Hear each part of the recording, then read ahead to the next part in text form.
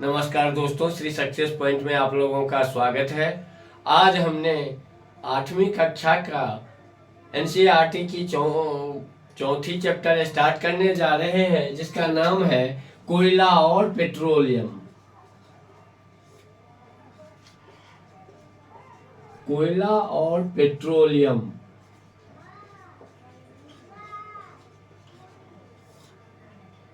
अब हम अपनी दैनिक जरूरत को यदि देखें तो उसमें से कुछ चीज़ें तो हमें प्रकृति से मिला हुआ है और कुछ चीज़ें मानव निर्मित है। अब प्रकृति के द्वारा जो हमें मिला हुआ चीज़ है मिलती है, जिससे हम अपना जीवन जीते हैं, जैसे प्रकाश, सूर्य की प्रकाश, वायु, जल, वन, खनिज संपदा, कोयला, पेट्रोलियम, बहुत सारी चीज़ें हैं। तो ये सारे समस्त चीज़ें जो हमें प्रकृति से मिला हुआ है उसे हम नेचुरल रिसोर्सेज या प्राकृतिक संसाधन कहते हैं।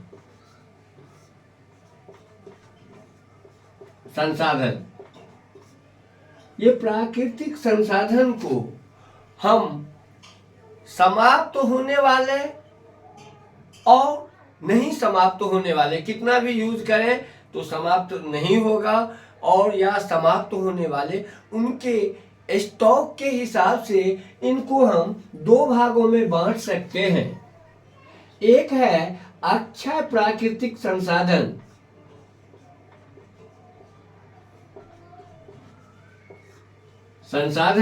और दूसरा है समाप्त होने वाले प्राकृतिक संसाधन। होने वाले प्राकृतिक संसाधन।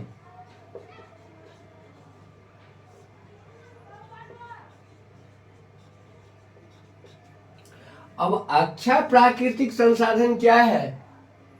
वो समस्त प्राकृतिक संसाधन जिसका हम कितना भी यूज करें तो जीवन में वो समाप्त होने वाली चीज नहीं है।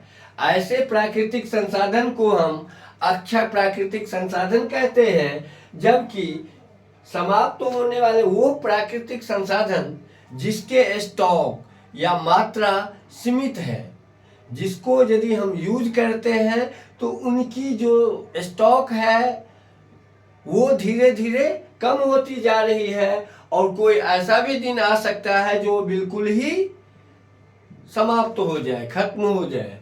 तो ये अक्षय प्राकृतिक संसाधन के रूप में यदि हम एग्जाम्पल देखें तो सनलाइट को ले सकते हैं, सूर्य प्रकाश, वायु, इनका कितना भी यूज करें तो वायु खत्म होने वाली नहीं है, ना तो सूर्य का प्रकाश का हम कितना भी यूज करें तो खत्म होगा। लेकिन यहीं पे यदि कोयला, वन, खनिज, कोयला, पेट्रोलियम, प्राकृतिक गैस,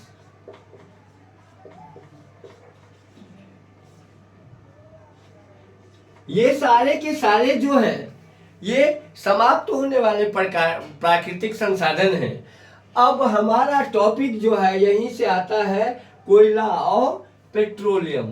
अब हम कोयला और पेट्रोलियम को स्टार्ट करते हैं। सबसे पहले कोयला को समझने की कोशिश करते हैं। ये अब इसका मतलब तो हम समझ गए, ये कोयला और पेट्रोलियम जो है वो समाप्त होने वाले प्राकृतिक संसाधन में से है। अब हम देखते हैं कोयला,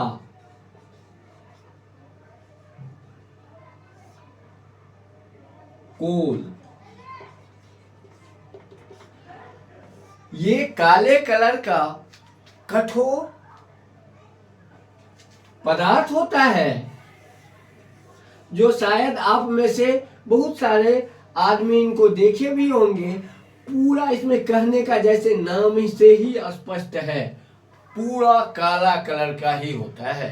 और इनके यूज घर में खाना बनाने के ईंधन के रूप में यूज होता है, और आजकल भी हो रहे हैं कहीं कहीं।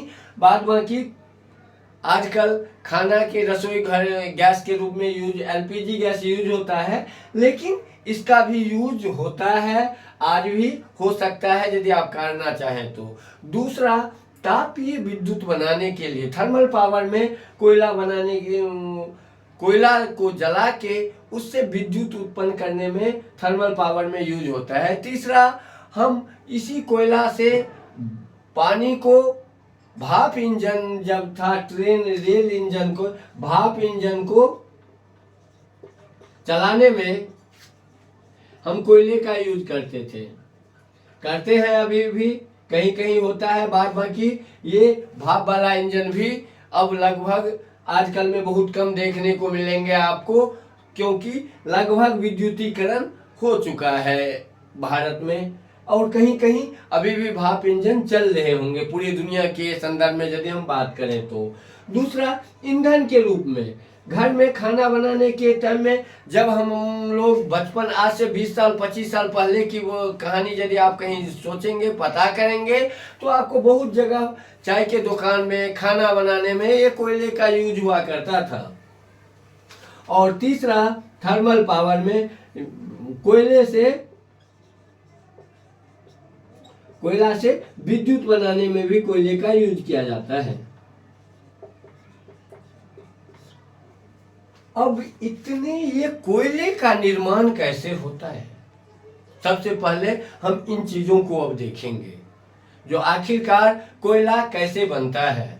तो कोयला को हम किसी प्रैक्टिकल प्रयोगशाला में नहीं बना सकते, कोयला के निर्माण में काफी दिन लगते हैं। ये कैसे बनता है, किसी भी प्राकृतिक हलचल की वजह से, भूकंप, ज्वालामुखी या भूचाल आने से बहुत सारा जंगल, जीव जंतु यदि मिट्टी के अंदर दब जाते हैं और कालांतर में उस पे मिट्टी की परत जमती जाती है, इस पे जमते जमते जब काफी साल काफी मिट्टी जम जाती है तो अंदर का ताप और दाब काफी बढ़ जाता है, और ये जो पेड़ पौधे जीव जंतु मिट्टी के अंदर दबे रहते हैं, इसमें से लिक्विड निकलता है। जो पेड़ पौधे में पानी की मात्रा होती है वो लिक्विड बन के पेट्रोलियम बन जाता है, और ये जो ठोस पदार्थ रहती है वो अत्यधिक ताप और दाब के प्रभाव से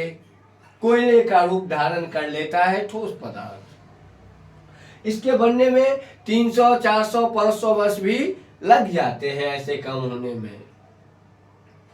अब इस कोयला को, यानी जब हम जीव जंतु, ये चूंकि कोयला और पेट्रोलियम जीव जंतु या जीव से प्राप्त होता है, इसलिए कोयला और पेट्रोलियम को जीवाश्म ईंधन भी कहते हैं।